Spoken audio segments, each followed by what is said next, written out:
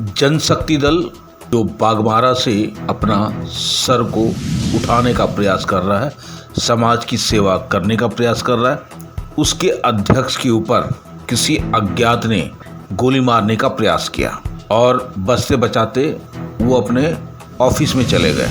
ये जनशक्ति दल के अध्यक्ष का कहना है, सूरज महतो जी का। उनके ऊपर जो आक्रमण हुआ था, उन्होंने स्पष्ट रूप से उस व्यक्ति का नाम भी उजागर कर दिया और वो है जनता दल यूनाइटेड के नेता दीप नारायण सिंह।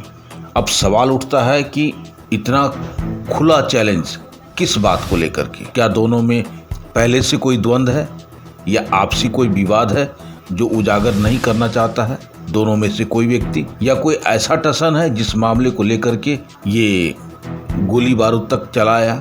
मगर सवाल अभी भी शक के घेरे में है। कौन सही है और कौन गलत है? कोई भी आदमी अगर ये कदम उठाता है और उजागर हो जाता है, साबित हो जाता है, तो जाहिर सी बात है कि उन लोग का कैरियर खराब हो सकता है, चाहे वो राजनीतिक दल में हो या किसी भी दल में हो।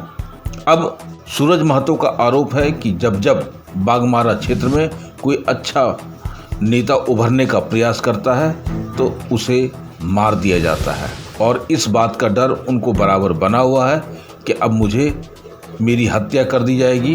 मैं अब प्रेस माध्यम के सबको बताना चाहता हूं और इसके बाद मैं थाना में FIR भी करूंगा। SP, SSP, DSP सब जगह मैं इसका कॉपी भी भेजूंगा, यहाँ तक कि मुख्यमंत्री तक मैं जाऊंगा, क्योंकि मुझे डर है कि कल मेरी हत्या हो सकती है। आइए देखते हैं एक रिपोर्ट हमारे संवाददाता योगेंद्र कुमार धनबाद से। जनशक्ति दल का परचम धीरे धीरे इतना बढ़ गया कि अब विरोधी जो है आक्रमण पे उतर आए। आक्रमण का सेंस ये हुआ, अब गोली कांड पे आ गया। कारण क्या है और इतना बड़ा हादसा क्यों क्रिएट किया जा रहा है? क्या इसके पीछे कौन सा राज है? क्या जनशक्ति दल को समाप्त करने के पीछे कोई बहुत बड़ा षड्यंत्र रचा जा रहा है? वो भी विरोधी दल हो सकता है कि भाजपा हो, लोजपा हो या जो भी दल हो। आइए जानकारी लेते हैं सूरज जी से। इनके ऊपर कल रात्रि को आक्रमण हुआ था, लेकिन उसके पीछे क्या कारण हो सकता है, जानकारी लेते हैं। तो सर जी एक ही बताइए, लेना है साथ में लेना है? अच्छा ठीक है, उसके बाद हम रख देते हैं। तो एक ही बताइए कि ये जो आपके ऊपर हमला हुआ, ये कब हुआ, क्यों हुआ और इसके पीछे क्या कारण हो सकता है? सर हम बताना चाहेंगे कि कल शाम को हम अपने क्षेत्र से कार्यक्रम करके वापस अपने कार्यालय आ रहे थे। इसी में अंधेरा होने से जस्ट 20-25 मिनट पहले हम घुस ही रहे थे, तो हम देखें कि 10-15 आदमी खड़ा है मेरे कार्यालय गेट में। जो हम घुसते हैं मेन रोड से 8 लेन से, उससे पहले तो हम अपना शीशा उतार के हम देखना चाहेंगे कौन खड़ा है। तो वहाँ हम देखें कि दीप नारायण सिंह, उसका भतीजा सूरज सिंह, उसके साथ और एक भतीजा है उस प्रिंस सिंह, उसके बाद एक यहाँ मंडल लड़का है, यहाँ पर होटल चलाता है मुकेश मंडल, और एक राजा मंडल। ये 4-5 का हाथ में देखे हम, इन लोग के हाथ में बंदूक हाथ में लिए हुए वहाँ खड़ा है और मेरे ही गाड़ी की तरफ ये लोग देख रहा, और 5-10 आदमी आगे पीछे करने लगा। तो हम समझ गए कि लोग कुछ दिक्कत है या कुछ घटना घटने वाला है। हम अपने ड्राइवर को बोले कि तुम गाड़ी स्पीड से लेके ऑफिस की तरफ घुसाओ। तो गाड़ी जैसे ही मेरा स्पीड से लेके ऑफिस की तरफ घुसाने लगा, तो हम शीशा बंद ही कर रहे थे, तब तक दीपनारायण सिंह बोला कि मौका चूक जाएगा, इसको मारो गोली। और दीपनारायण सिंह तुरंत गोली चलाया। किस्मत से है कि गोली हमको लगा नहीं, हम वहाँ से निकल गए और चारों गाड़ी लेके हम लोग हड़बड़ा के ऑफिस की तरफ आए और अपना ऑफिस के अंदर आके गेट हम लोग बंद कर दिए। उसके बाद हम लोग अपने लोगों को सूचना की इस तरह से हम लोग के साथ घटना घट गया और बाहर में लोग वहाँ गाली गलौज कर रहा है, गोली बम लेके खड़ा है, मारने का तैयार है।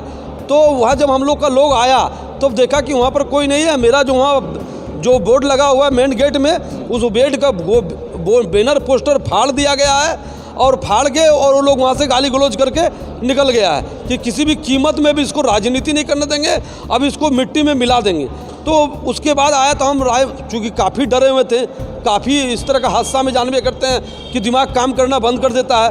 तो फिर हम करीबन 10:30-11 बजे यहाँ से हम अपने घर को गए और विचार विमर्श करने के बाद हम बोले कि सुबह जाके हम थाना में रिपोर्ट करेंगे कि भैया मेरे ऊपर इस तरह जानलेवा हमला हुआ इसके पीछे दीपनारायण सिंह के साथ जो लोग थे, इसके पीछे हमको लग रहा है यहाँ का बहुत बड़ा बड़ा राजनेता और षड्यंत्रकर्ता गुंडा माफिया लोग का हाथ होगा। जो मेरे जनशक्ति दल के प्रभाव और लोगों के बीच में जो मेरा प्रेम और जो लोगों का रुझान मेरे प्रति बढ़ रहा है, इन लोग को लग रहा है कि मेरा दुकानदारी बंद होना है, इसीलिए अब हमको ये लोग हत्या करने पे तुला हुआ है। और बाघमारा में ये कोई नया बात नहीं है, कई नेताओं का यहाँ हत्या कर दिया जाता है। जैसे ही उसका रुझान, जनता का नज़र उसके तरफ जाता है, जनता उसके तरफ आकर्षित होता है, तो उसका हत्या करके ये लोग अपना दुकानदारी चालू रखता है, जिसमें अगुवाई करने के लिए दीपनारायण सिंह पहले से आके और हमको हत्या करने के लिए यहाँ आके खड़ा था। और इसके पीछे भी कई सारे लोगों का हमको अनुसंधान, हमको ये आसार है। सर, एक ही हम कहना चाहेंगे कि अगर कोई आपका हत्या करेगा तो वो सामने क्यों आएगा? वो गोली मरवा देगा, चाहे बम से उड़ा देगा, लेकिन सामने आने का मतलब वो तो खुद अपराधी घोषित हो जाएगा ना, उसका तो कैरियर चौपट हो जाएगा। इसमें आपका क्या कहना है? इसमें ये कहना है कि कहीं ना कहीं उनको अपना कुछ निजी स्वार्थ साधना है, और वो कहीं ना कहीं दूसरे के माध्यम से वो प्रेरित किया जा रहा है, उसको उसका कि हमको मेरा हत्या करवाया जा रहा है। और नहीं तो कोई भी सामने इस तरह से आके डायरेक्ट हम मेरा हत्या करने के लिए वहाँ खड़ा नहीं होता, क्योंकि उससे आज तक मेरा किसी प्रकार का विवाद नहीं रहा है। और अगर वो आदमी मेरा हत्या के लिए वहाँ खड़ा था और मेरे ऊपर गोली चलाया, तो कुछ ना कुछ इसमें राजनीति और राजनीतिक षड्यंत्र जरूर है। तो आपको कौन सा बड़े नेताओं को लग रहा है, कौन सी बड़ी पार्टियों के नेताओं? ये तो हम नहीं कर सकते हैं, इसमें सभी पार्टियों का हम जो बड़े लीडर, जिसको हमसे दिक्कत हो सकता है, जिसको डर लग रहा है कि मेरे ये जनप्रियता से उनका सीट जा सकता है, उनका विरासत खत्म हो सकता है इनके पीछे उन लोगों का हाथ हो, या फिर इनको आगे करके उन लोग अपना स्वार्थ साधना चाहता हो। वैसे कौन से नेता है, उनका नाम? वो तो हम कैसे बता देंगे, उसका नाम हम कैसे जानते हैं? नहीं, ये बिल्कुल गलत बात है। उसको कई भी पेपर में देख चुके होंगे कि उनका ये भी संशय है कि हम बाघमारा से भी लड़ेंगे, हम टुंडी से भी लड़ेंगे, हमको जहाँ से मिलेगा हम वहाँ से लड़ेंगे। तो इसीलिए वो लड़ाने वाला बात तो अलग है, लेकिन जो जिस प्रकार से आज बेवजह वो मेरा हत्या करने आया, इससे तो ये साजिश का बू आ रहा है कि कुछ ना कुछ बड़ा षड्यंत्र रचा जा रहा है। लेकिन जदयू जो सीट का एनडीए गठबंधन में जो अपना लिस्ट दी है, उसमें बाघमारा का ही नाम नहीं।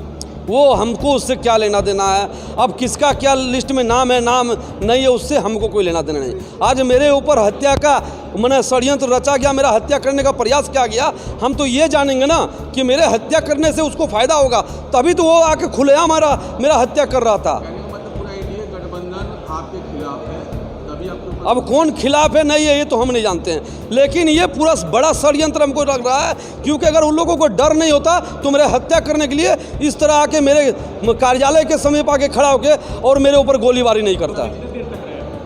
ये तो हम वहाँ से भाग गए, जैसे ही गोली चला हम अपने गाड़ी के साथ भाग के अपना कार्यालय पे घुस गए। उसके बाद तो पता नहीं चला कि कितने देर वो लोग, लेकिन डर से हम लोग 10 साढ़े 10 बजे तक नहीं निकले। कार्यालय में घुसने के बाद क्या आपने थाना को सूचना दिया था जो घटना आपके साथ घटी? हम तो पूरा हौफलेस हो चुके थे, अपने लोगों को बुलाएं और थाना में हम बोलने का भी प्रयास किए कि यहाँ पर जो है गोली बम मेरे ऊपर चलाया गया है। अच्छा, एक ही बताइए, आपने कहा कि आपको गोली मारा दीपनारायण सिंह ने, तो गोली कहाँ मारा? उसका कोई प्रमाण या प्रूफ? बोले कि आपको गोली लगा। भैया वो जब गोली मेरे तरफ करके हाथ चलाया तो गोली के आवाज़ से अच्छा का लोगों का आँख नाक मुंह सब बंद हो जाता है, तो उसका गोली के आवाज़ से ही तो मेरा मस्तिष्क काम करना बंद कर दिया। अच्छा ठीक है, आपका कहना सही है, लेकिन एक सवाल और है कि क्या गोली आपकी गाड़ी में लगा या सीधा हवाई फायरिंग किया था? नहीं, गोली वो मेरे तरफ ही करके चलाया, लेकिन अब गोली किधर गया या हमको तो नहीं लगा हम बच गए, ये हमको तो नहीं लगा हम बच गए, तो हमको पता नहीं कि गोली किधर गया, लेकिन गोली मेरे तरफ करके हमको गाली दे के चलाया। इससे तो दीपनारायण सिंह का कैरियर ख़त्म हो जाएगा।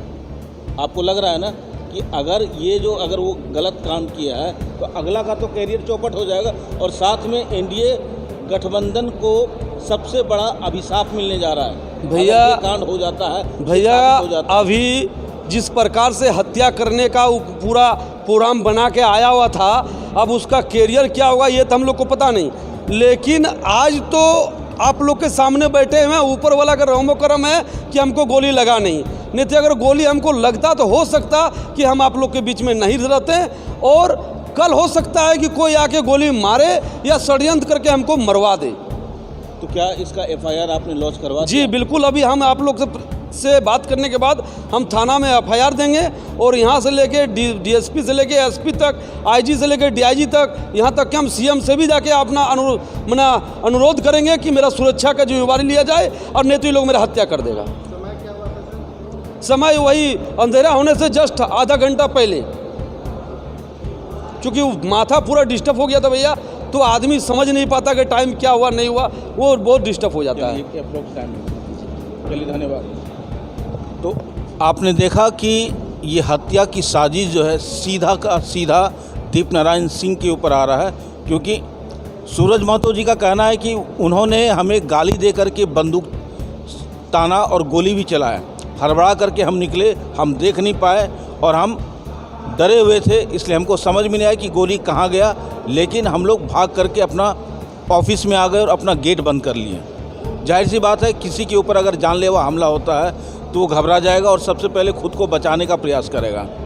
अब सवाल ये है कि अगर कोई षड्यंत्र के तहत इनके ऊपर हमला किया जा रहा है और उस व्यक्ति का नाम आ रहा है, तो जाहिर सी बात है कि वो व्यक्ति का अब राजनीतिक कैरियर में एक ब्लेम लगने जा रहा है, एक रेड कलम जो है उसके ऊपर चलने जा रहा है, जो शायद दीप नारायण सिंह के लिए गलत होगा।